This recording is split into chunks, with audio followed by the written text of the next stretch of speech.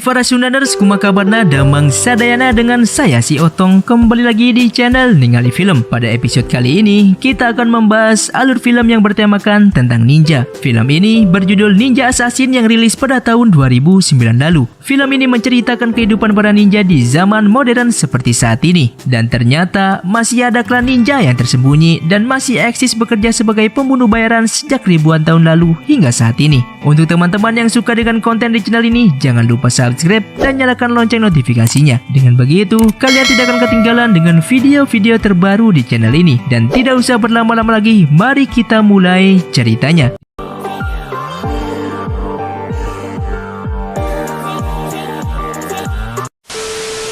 Di awal film, kita melihat seorang pimpinan klub Yakuza Machi yang berlokasi di Osaka sedang menato punggungnya. Dia terlihat kesal karena merasa kesakitan saat ditato. Si tukang tato yang sudah tua mengatakan kalau misalkan ada orang yang merasa kesal dan kesakitan saat ditato, maka orang itu tidak cocok hidup di lingkungan yang keras. Pimpinan Yakuza itu pun marah dan merasa terhina. Kemudian, datang salah satu anak buahnya membawa sepucuk surat yang berisi pasir hitam. Si tukang tato terlihat ketakutan melihat pasir hitam yang keluar dari dalam surat itu. Hal itu menandakan sesuatu yang mengerikan akan segera terjadi. Si pimpinan Yakuza dan anak buahnya tertawa dan menganggapnya lelucon.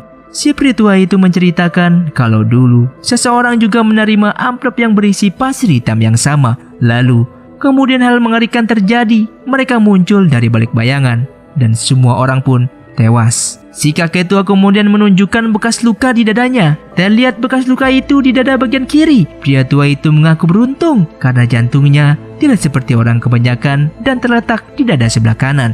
Di tengah dadanya terdapat tato ninja untuk mengingat dirinya akan kejadian mengerikan itu. Para Yakuza pun tertawa mendengar cerita tentang para ninja di era modern seperti saat ini. Tiba-tiba kepala salah satu anggota Yakuza itu pun terbelah. Mereka semua kaget dan ketakutan. Mereka berteriak. Lampu-lampu padam. Terdengar suara pedang mengayunkan di mana-mana tanpa terlihat sosok yang mereka hadapi. Satu persatu para anggota klub Yakuza itu pun mati. Si pimpinan Yakuza menembakkan pistol ke sembarangan arah saking paniknya. Saking ketakutannya, dia mengatakan akan membayar berapapun kepada ninja yang dihadapi itu, asalkan jangan membunuhnya. Namun, tidak ada jawaban sama sekali. Si pria tua itu mengatakan kalau sia-sia bernegosiasi dengan makhluk ini karena mereka bukan manusia melainkan iblis yang dikirim dari neraka. Saat sedang panik, kemudian tangan si pimpinan Yakuza itu tiba-tiba putus dan kepalanya ditebas senjata tak terlihat. Dia pun tewas seketika. Sangat mengerikan. Kemudian dari balik bayangan muncul sosok ninja yang dia maksud.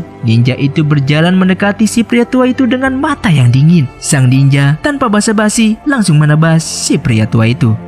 Kemudian berpindah di kota Berlin di markas Europol. Seorang agen penyelidik yang bernama Mika Koretti menemui atasannya yang bernama Maslow. Dia memberikan hasil penelitiannya tentang pembunuhan misterius yang terjadi di akhir-akhir ini. Dimulai dari insiden terbunuhnya Ratu Korea di tahun 1800-an oleh anggota klan Ninja Ozunu. Mika menyelidiki transkrip persidangan terdakwa yang bernama Kunitoko Mushika Azaki, di mana jaksa menanyakan soal pembayaran 45,3 kg emas kepada klan Ozunu, di mana setelah itu tidak pernah dibahas lagi sampai sekarang. Jumlah itu sama dengan rumor yang beredar di mana ada kelompok Yakuza membayarkan 45,3 kg kepada klan Ozunu yang berujung pembantaian klub Yakuza Machi yang berlokasi di Osaka sebelumnya. Mika jika berpikir klan ini berusia ribuan tahun dan tidak pernah berubah dalam menghargai nyawa buruannya. Kemudian, Mika menelusuri lebih dalam lagi. Mika menemukan keterkaitan atas insiden tewasnya Perdana Menteri Rusia Zhukov dengan klan Ozunu. Sehari sebelum pembunuhan terdapat transfer misterius dari pihak Shanghai berjumlah sama persis dengan nilai 45,3 kg emas saat ini.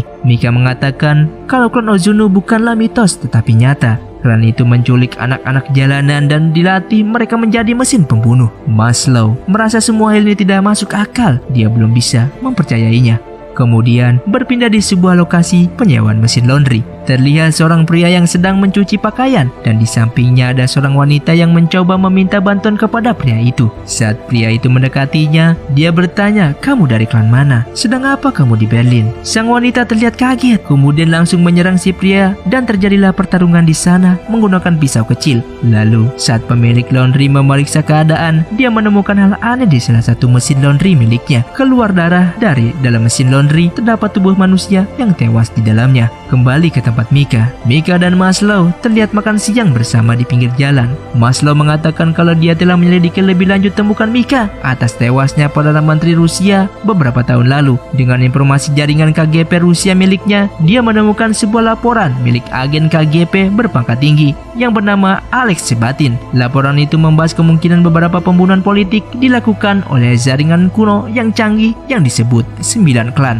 Mika bertanya, lalu bagaimana nasib Alexis Batin? Maslow mengatakan kalau agen itu diusir dari dinas dengan alasan gangguan mental. Mika akhirnya lega. Maslow percaya dengan hasil penelitiannya. Berpindah ke pria yang tadi terlihat di tempat laundry. Dia bernama Reizo. Reizo memasuki apartemen miliknya. Di dalam terdapat berbagai persenjataan ninja. Reizo adalah seorang ninja.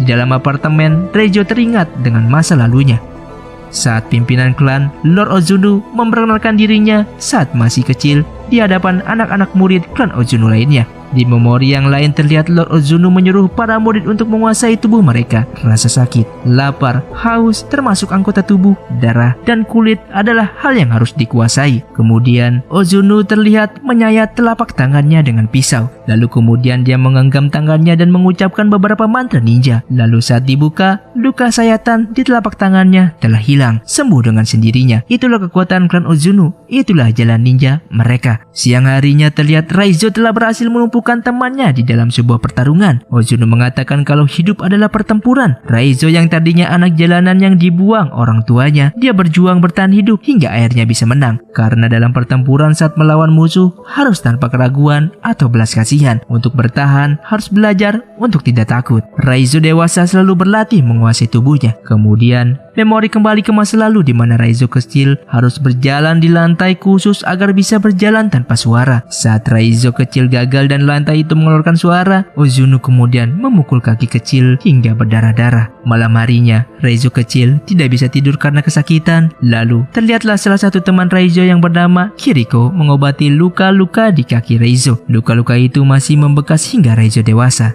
Di lain tempat, Mika menemukan istri dari Alex Batin, agen KGB yang membuat laporan keterkaitan kematian Perdana Menteri Rusia dengan 9 klan. Istri Alex mengatakan kalau dulu laporan Alex menimbulkan masalah pada karirnya. Setelah laporan Alex mencuat, terlihat sikap Alex tidak seperti biasanya. Alex terlihat ketakutan. Dia memasang kunci di setiap celah rumahnya. Alex memasang kamera dan sensor gerak di segala tempat. Alex memasang lampu-lampu di mana-mana. Tidak boleh ada bayangan, kata Alex. Suatu hari, ada seorang pria datang ke rumah Alex. Mereka berbincang sesaat lalu pergi. Istri Alex mengatakan kalau Alex dulunya seorang prajurit anggota intelijen Rusia. Alex bukanlah pria yang mudah takut. Lalu saat istri Alex menemui suaminya, terlihat ketakutan yang sangat terpancar di mata Alex. Lalu Alex berdiri mengatakan kalau Alex sangat mencintai istrinya. Istri Alex mengatakan bahwa Alex sudah meninggal. Sebelum dia meninggal terjadi insiden lampu mati dan istri Alex tidak mau melanjutkan ceritanya lagi. Istri Alex kemudian memberikan Mika berkas penelitian yang dulu ditinggalkan oleh Alex. Di rumah, Mika membuka berkas milik Alex. Di sana terdapat beberapa macam bukti kalau para ninja itu nyata. Lalu terdapat kaset rekaman CCTV. Saat disetel, terlihat wajah Reizo di dalamnya. Berpindah di apartemen Reizo, dia terlihat berlatih menggunakan pedang dan kusarigama. Terlihat amarah dalam diri Reizo. Reizo kemudian teringat dengan masa lalunya. Kembali saat dia menginjak remaja sebagai murid Ozunu. Reizo bertarung dengan teman sebayanya. Awalnya, Reizo bisa mengendalikan pertarungan, namun lawannya menggunakan cara licik yang akhirnya bisa mengalahkan Reizo. Kemudian, Ozunu mendekati Reizo bahwa apa yang dia rasakan bukanlah rasa sakit yang sebenarnya. Lalu, Ozunu menekan bagian dalam perut Reizo dan mengatakan kalau inilah rasa sakit yang sebenarnya. Reizo terlihat berteriak kesakitan. Ozunu menyuruh Reizo untuk bertahan dari rasa sakit itu. Hingga malam tiba, rasa sakit itu tidak hilang dan pagi harinya saat Ozunu menemui Reizo, terlihat Reizo sudah bisa menguasai rasa sakitnya. Berpindah ke tempat Mika. Di kantornya, Mika ditemui oleh agen Zabransky. Dia menanyakan apakah agen Maslow bertingkah aneh belakangan ini. Zabransky mengatakan kalau beban kerja yang berat bisa membawakan stres dan kelelahan mental. Mika kemudian menemui Maslow. Ternyata Maslow juga ditemui oleh agen Zabransky dan menanyakan hal yang sama terhadap Mika. Mika mengatakan kalau ada pihak yang mengawasi mereka dan tidak ingin mereka melanjutkan penyelidikan tentang kasus 9 klan ini. Malam harinya, Mika pulang ke rumah meneliti berkas laporan milik Alex. Di sana tertulis di dalam gulungan kuno di abad 14 seorang penjelajah muslim yang bernama Ibnu Battuta mengunjungi salah satu dari 9 klan tertua yang bernama klan Pasir Hitam. Di dalam sido terpencil yang tersembunyi di balik pegunungan bersalju, Ibnu Battuta melihat perayaan makan malam diiringi pertunjukan pertarungan bela diri dua bocah kecil yang berusia di bawah 10 tahun. Kemudian berpindah ke tempat Raizo. Saat di perjalanan, Raizo teringat masa lalunya bersama Kiriko. Terlihat Kiriko memotong tali bonsai. Raizo yang melihatnya mendekati Kiriko dan mengatakan kalau Kiriko akan dihukum karena tindakannya. Kiriko mengatakan kalau jantung pohon akan tahu kemana mereka tumbuh. Raizo menjawab kalau pohon tidak punya jantung, sedangkan menurut Kiriko semua makhluk hidup mempunyai jantung. Raizo lalu menjawab lagi kalau dirinya tidak mempunyai jantung. Kemudian Kiriko menempelkan telinganya ke dada Raizo, lalu mengatakan kalau Kiriko mampu mendengar detak jantung Raizo dan mengatakan kalau jantung yang merindukan Raizo. Raizo pun tak percaya. Kiriko kemudian menyuruh Raizo mendengarkan detak jantungnya. Kemudian di suatu masa, Raizo muda terlihat ditutup matanya oleh Ozuno. Raizo harus bisa hidup tanpa indera penglihatan selama setahun penuh. Raizo bertarung dengan hanya mengandalkan indera pendengarannya. Awalnya, Raizo belum bisa menyelesaikan diri, namun kemudian indera pendengaran Raizo mampu meningkatkan tajam dan bisa bertarung tanpa melihat. Raizo mampu mendengar gerakan lawannya dan dapat mengalahkannya. Malam harinya, saat istirahat dengan kemampuan indera pendengarannya, Raizo mampu mendengarkan detak jantung Kiriko yang berdetak seirama dengan detak jantungnya. Raizo pun tersenyum. Di lain hari, Kiriko terlihat mampu mengalahkan lawannya di dalam pertarungan. Kemudian Ozuno memerintahkan Kiriko untuk menyayat lawannya menggunakan pisau. Namun, Kiriko menolaknya. Ozuno kemudian melukai pipi Kiriko dan menghukum Kiriko. Malam harinya, Raizo yang kasihan menemui Kiriko di dalam kotak hukuman. Raizo memberikan air minum kepada Kiriko yang terlihat kehausan. Di lain hari, di suatu malam terjadi hujan lebat. Raizo melihat Kiriko sudah tidak berada di tempat tidurnya. Raizo kemudian mengejar Kiriko yang hendak kabur. Raizo berusaha menghentikan aksi Kiriko karena akibatnya akan fatal. Namun, Kiriko tetap melanjutkan aksinya untuk kabur karena hidup yang sebenarnya berada di luar sana. Kiriko kemudian melanjutkan aksinya naik ke atas dinding untuk kabur dari tempat itu. Berpindah ke Raizo dewasa, dia terlihat berjalan membawa foto Mika dengan tulisan alamat di belakangnya. Sementara itu di tempat Mika, Maslow memperingatkan Mika akan bahaya yang mengintai mereka karena Maslow tidak pernah dicurigai seperti sekarang selama masa karirnya. Dia diperiksa oleh Propos, Pertahanan Dalam Negeri, CIA, dan lain-lainnya berdatangan. Maslow kemudian menyuruh Mika untuk cuti dan membekalinya dengan sebuah pistol. Sesampainya di rumah, ternyata lingkungan rumah Mika telah terjadi pemadaman listrik. Di dalam rumah gelap gulita, tak disangka Mika menemukan amplop putih yang berisikan pasir hitam di dalamnya. Tak lama kemudian, terlihat seorang ninja mengayunkan pedang ke arahnya dan tertahan oleh sesuatu. Ternyata ada dua orang ninja di sana. Terjadi pertarungan antara dua orang ninja itu. Mereka bertarung di dalam gelap. Terlihat salah satu orang ninja berhasil dilumpuhkan. Kemudian terdengar suara yang memperingatkan Mika bahwa akan ada banyak lagi yang akan datang. Mereka tidak akan berhenti sampai Mika mati. Suara itu mengatakan kalau dia akan membantu Mika. Kemudian muncul sosok manusia dari balik bayangan. Dia adalah Raizo. Dia yang menyelamatkan nyawa Mika. Mika terlihat mengenal Raizo dari rekaman CCTV. Raizo kemudian mengajak Mika untuk meninggalkan tempat itu. Kemudian kembali ke memori masa lalu. Terlihat Kiriko yang kabur mampu ditangkap kembali oleh Takeshi. Kiriko kemudian diikat di tiang di dalam markas ninja dan Ozuno memerintahkan Takeshi untuk mengeksekusi Kiriko. Takeshi yang mengetahui ada hubungan spesial antara Raizo dan Kiriko terlihat tersenyum sinis. Dia kemudian menusuk jantung Kiriko dan mengakhiri hidupnya. Di dalam mobil, Raizo mengatakan kalau para ninja sedang mengikuti mereka, memburu mereka berdasarkan aroma tubuh seperti seekor serigala. Mika kemudian menyadari kalau Raizo juga mestinya menjadi seorang yang diburu oleh klan Ozuno karena sesuatu hal. Raizo kemudian teringat masa lalunya di saat dia pertama kalinya mengemban tugas sebagai seorang assassin. Dia ditugaskan Ozuno untuk membunuh seseorang dan mengambil arloji emas di tangannya. Di dalam toilet, Raizo menemui orang itu dan langsung menusukkan pisau ke leher targetnya. Namun targetnya ternyata terlalu kuat, dia masih bisa melawan. Terjadi pertarungan sengit di sana. Namun dengan kemampuan yang dimilikinya, Raizo berhasil membunuh orang itu dan menyerahkan arloji sebagai bukti bahwa dia telah berhasil menyelesaikan misinya. Di atas sebuah gedung, Ozuno menyuruh Raizo menyimpan arloji itu sebagai pengingat bahwa dirinya adalah seorang assassin. Lalu kemudian, Ozuno memerintahkan Raizo mengeksekusi seorang wanita. Dia adalah anggota klan yang juga mencoba untuk kabur sama seperti Kiriko dulu. Bukannya mematuhi perintah Ozunu, Raizo yang muak malah mengayunkan senjatanya ke arah wajah Ozunu. Ozunu yang murka memerintahkan anak buahnya membunuh Raizo. Terjadi perkelahian antara Raizo dan para ninja Ozunu saat itu. Raizo terlihat tak berdaya dan kena sayatan berbagai macam senjata ninja. Raizo pun terjatuh dari atas gedung. Raizo ternyata menyimpan dendam terhadap Ozunu. Raizo dan Mika kemudian masuk ke sebuah penginapan. Raizo menyuruh Mika untuk mandi tanpa sabun dan mengganti bajunya. Setelah selesai, Raizo membawa rokok di dekat tubuh Mika agar aroma tubuhnya berganti. Lalu mereka melanjutkan perjalanan. Mika kemudian mengajak Maslow untuk bertemu di tempat yang tersembunyi. Raizo kemudian merasakan kejanggalan dan memperingatkan Maslow bahwa akibat ulahnya akan banyak nyawa berjatuhan. Mika terlihat bingung, lalu tak lama kemudian muncul banyak sekali tentara dari berbagai sisi, menyetrum Raizo dan menangkapnya. Maslow membawa Mika dan Raizo ke sebuah markas rahasia dan mengikat Raizo di dalam sebuah sel. Mika yang kebingungan meminta kejelasan kepada Maslow. Maslow mengatakan ada seseorang yang berkuasa memerintahkannya untuk menangkap Raizo. Maslow tidak punya pilihan lain selain mematuhinya. Maslow lalu memberi Mika sebuah alat pelacak sehingga apabila terjadi hal yang tak diinginkan, Maslow bisa melacak keberadaan Mika. Mika kemudian mendekati Raizo dan memberi Raizo beberapa tegukan air mineral. Raizo memperingatkan Mika bahwa para ninja sudah tahu lokasi mereka saat ini. Mika kemudian memberitahu Maslow tentang ancaman para ninja. Maslow dan tim yang bersenjata lengkap menganggap remeh kata-kata Mika. Lalu tiba-tiba lampu padam. Mika langsung berlari menuju Raizo.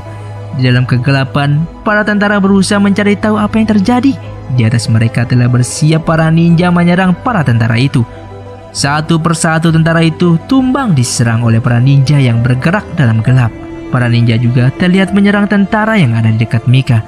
Lalu Mika mengambil kunci sel di tubuh tentara yang tewas dan membuka rantai mengunci Raizo.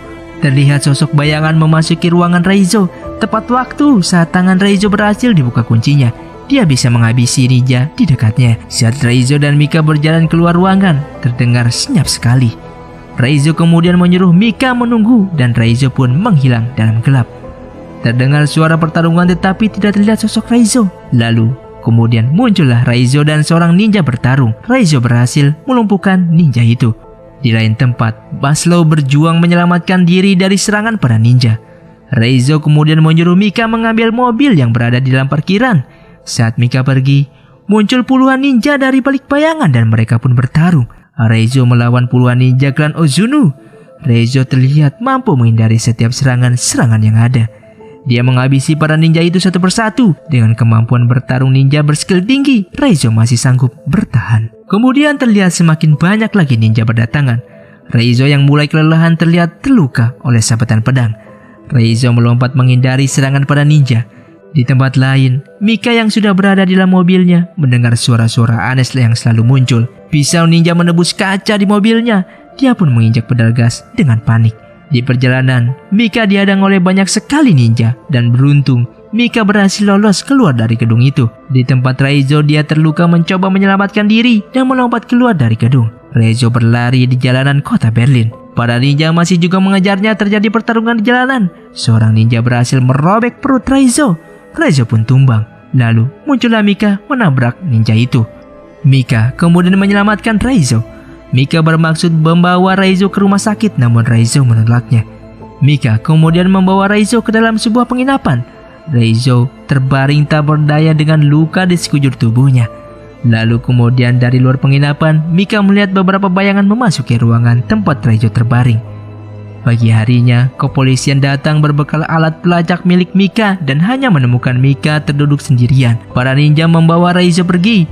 Di dalam kotak, Raizo mencoba memulihkan dirinya sendiri dengan kemampuan yang dimiliki oleh klan Ozunu. Luka-luka itu pun menutup satu persatu dan sampailah Raizo di markas klan Ozunu. Dia dibawa di hadapan sang pemimpin klan. Ozunu berkata awalnya dia mempersiapkan Raizo sejak kecil untuk menjadi penggantinya memimpin klan.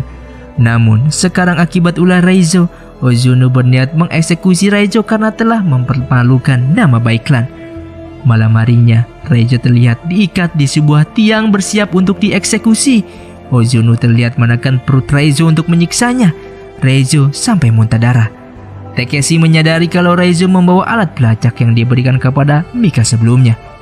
Lalu kemudian muncullah para tentara pasukan yang dibawa Maslow dan Mika datang menyelamatkan Raizo. Raizo ternyata telah menunggu mereka. Mika kemudian melepaskan ikatan Raizo. Terjadi pertempuran antara pasukan militer melawan para ninja. Para ninja terlihat mampu mengatasi ancaman dari para tentara yang menyerang.